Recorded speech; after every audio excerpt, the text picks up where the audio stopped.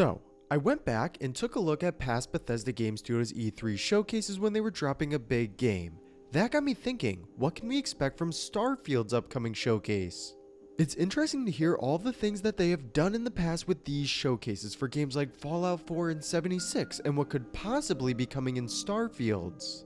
And what is up guys, Ange from the Den here, and today I wanted to take a look at everything we could be seeing at the upcoming showcase for Starfield.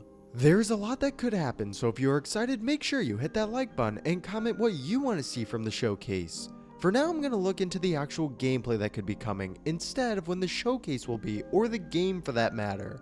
But with that being said, we have a lot to go over, so get comfy, relax a little, and let's get right into the video. Starting off, I want to talk about my optimal time to actually view the game. Since this is a standalone showcase, I imagine it will not be 15 minutes of gameplay and then they give us a release date.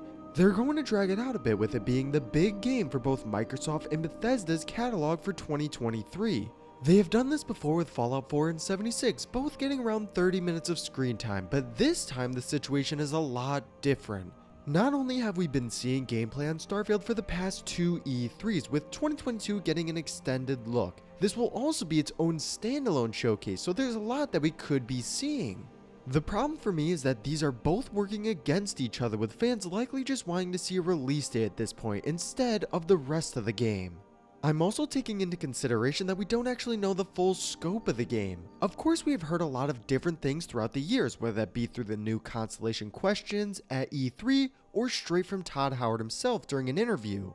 But to me, that doesn't compare to actually seeing it for yourself and to get a full understanding of what is to come.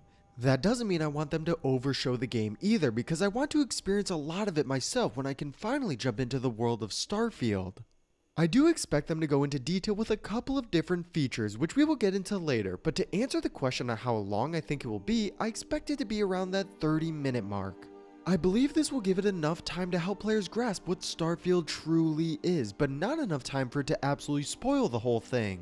So we have gotten a rough estimate on how long it will be, but what are some of the first things they will show off? Well, obviously it is going to be gameplay, but I expect them to give us a very early on experience of the game. We saw this with Fallout 4 and 76, and even Starfield last year with its Creek gameplay. Even though we have already gotten that very early look, we never got that story introduction to understand why we were there and what was going on. I imagine we would go even earlier on with possibly the intro mission to the game, giving us the full scope of what Starfield will be like in the story they are trying to tell. The big thing though is I want to see how far they have come since the gameplay presentation of last year. This goes from a graphical and mechanical standpoint. I want to be able to look at the Creek gameplay and the one we will be getting and be able to see that it was an improvement to the systems of the game.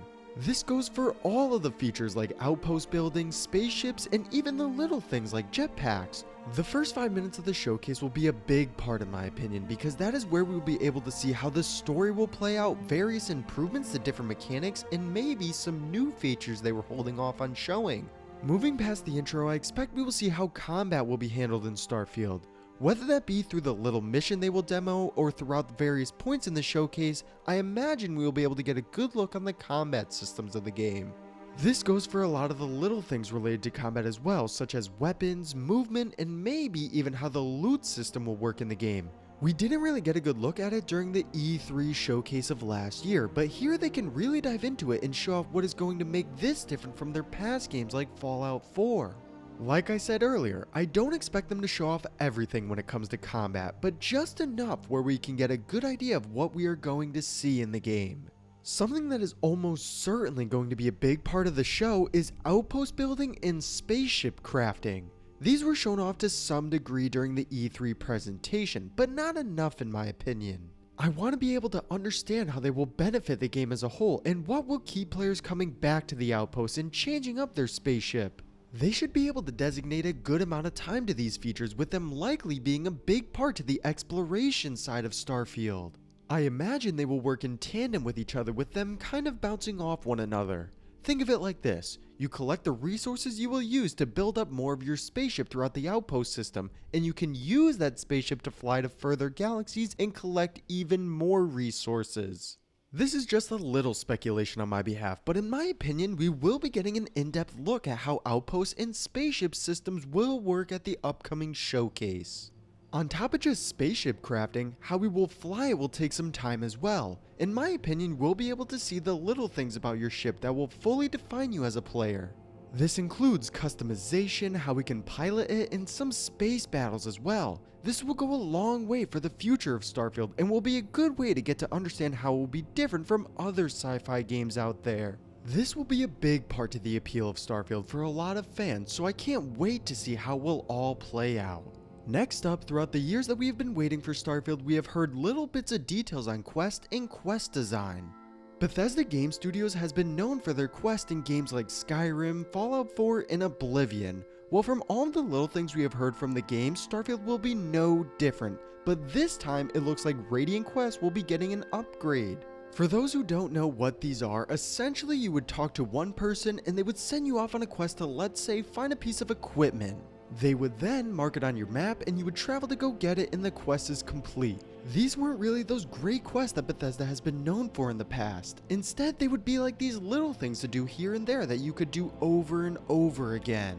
Starfield is taking a different approach this time, with the game not only making the quest dynamic, but the locations themselves. Think of it like this: you will find an outpost somewhere on a planet, whereas before it might just be a person and they will ask you to go find someone on a different part of that planet. Then, an entirely dynamic dungeon will then appear to you on a map marker and you will have to go there to complete your quest.